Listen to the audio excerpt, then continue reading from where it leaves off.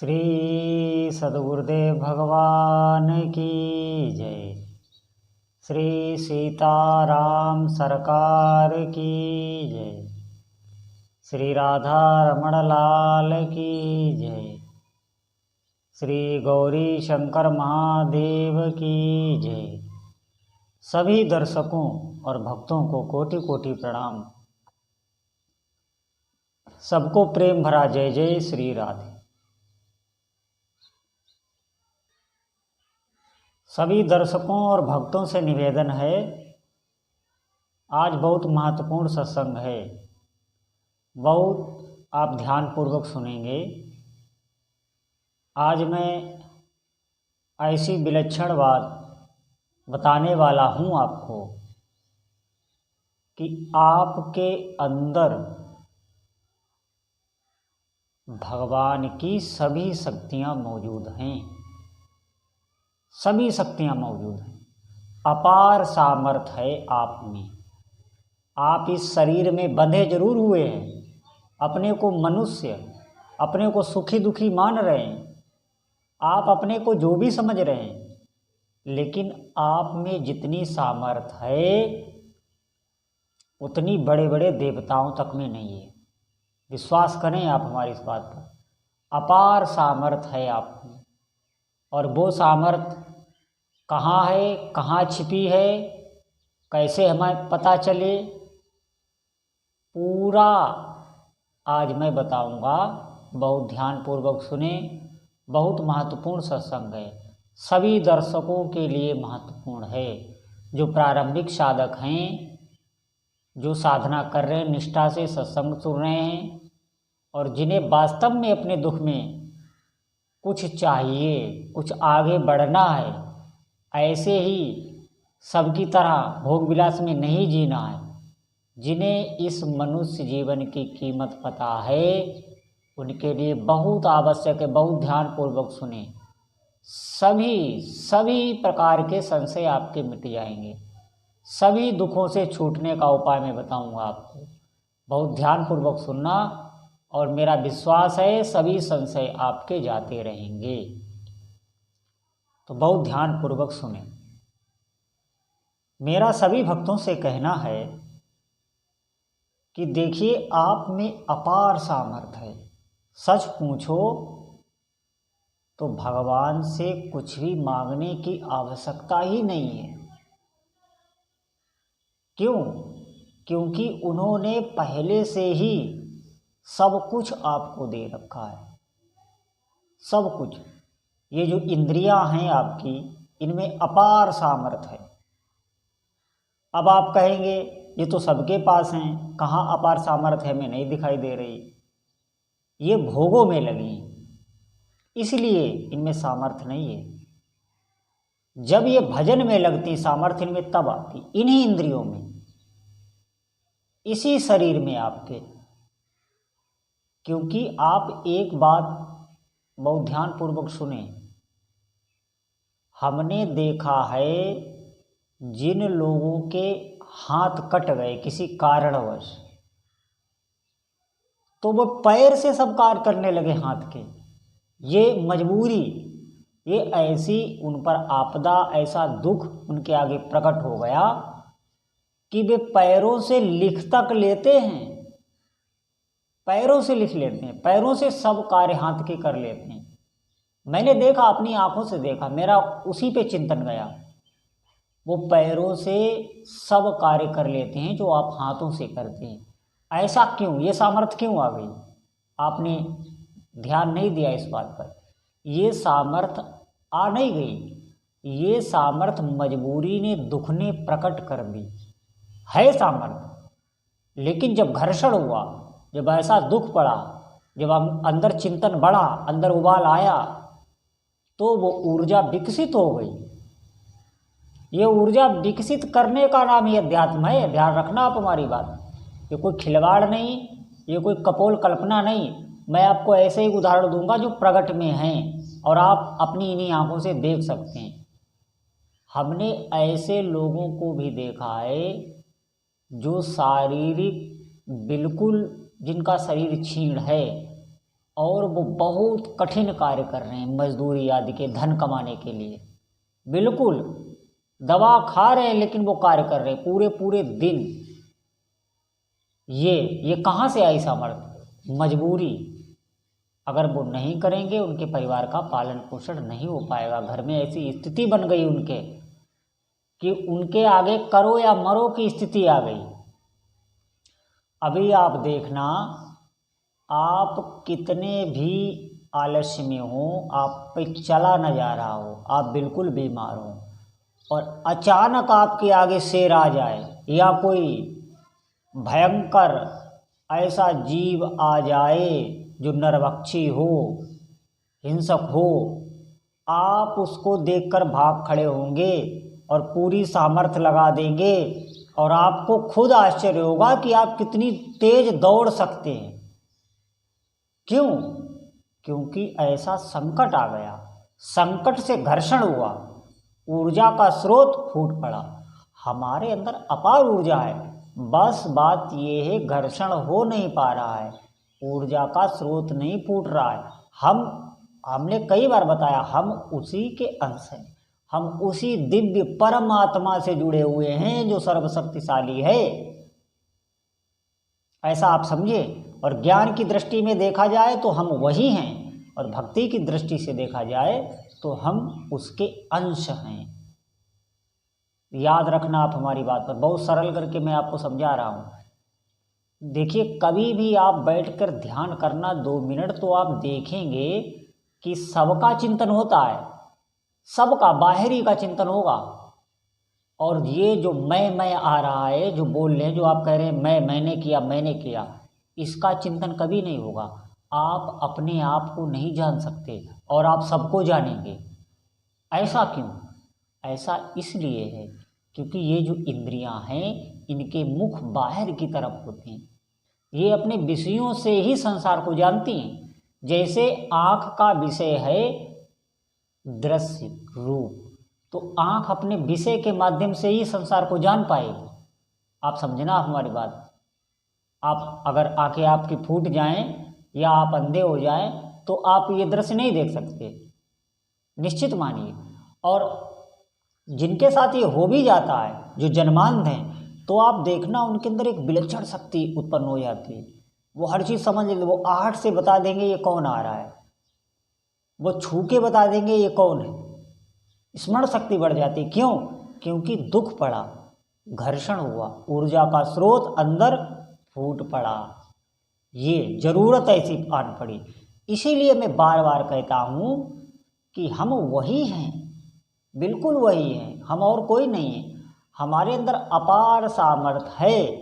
अब आप कहेंगे ये हमें कैसे पता चले, कैसे जगेगी? देखो, कई मार्ग बताए गए हैं, ज्ञान मार्ग, योग मार्ग, कर्म कांड मार्ग, सांख्य योग, अष्टांग योग, कौन कौन योग हैं।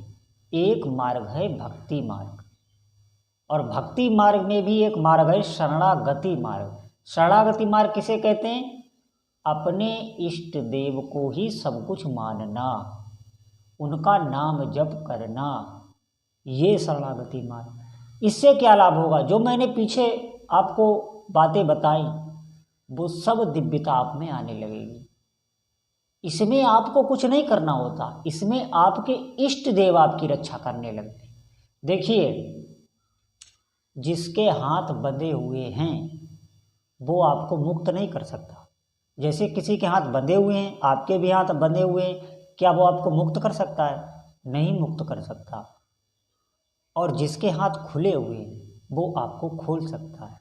इसलिए ये जितनी भी शक्तियाँ हैं, जिनकी भी आप आराधना कर रहे हैं, चाहे वो शिव जी हों, हनुमान जी हों, राम जी हों, कृष्ण जी हों, माता रानी हों, काली माता हों, कोई भी हो, जितनी भी शक्तियाँ, ये सब ब्रह्म शक्ति हैं, ये मुक्त हैं, ये पराशक्ति हैं, इन्हीं के हम अंश हैं। हम इनकी जब शरण में होते हैं, इनका नाम जब करते हैं, इनकी आराधना करते हैं, इनका ही ध्यान करते हैं, इनको भोग लगा के ही पाते हैं, इसे शरणागति कहते हैं।